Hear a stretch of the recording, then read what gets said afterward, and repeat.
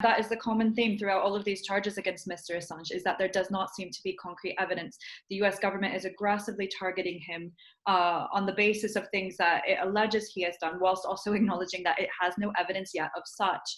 And that, to me, is where the UK dropped the ball. The government had the opportunity to stop this. The Home Office did not have to greenlight this decision. This does not have to be an active matter before the court, which it is now. It was within the UK's power to not accede to this request. They could have offered him protections or even allowed him to claim asylum in another country.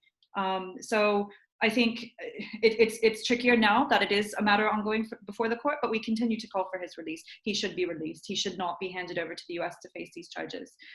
And just to touch on the allegations of surveillance inside the embassy as well, it is extremely alarming to think that journalists' devices could be accessed and interfered with in the manner that has been accused, and we will be following the outcome of the court procedures in Spain very closely. But I also wanted to note that some of the information that was also compromised were his meetings with his own lawyers in that context, which is really concerning for the legal case that the US government possibly had recordings of his own conversations with his defense team.